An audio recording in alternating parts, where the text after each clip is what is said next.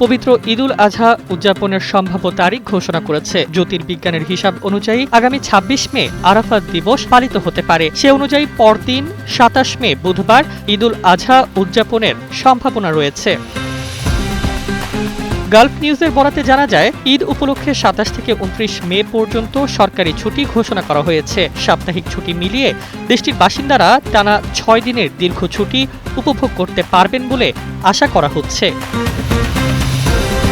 ঐতিহ্য অনুযায়ী ঈদুল আজহা ঈদুল ফিতরের প্রায় ২ মাস ১০ দিন পর পালিত হয়। তবে ইসলামী ক্যালেন্ডার চাঁদ দেখার উপর নির্ভরশীল হওয়ায় নির্দিষ্ট তারিখ চূড়ান্তভাবে পরিবর্তিত হতে পারে।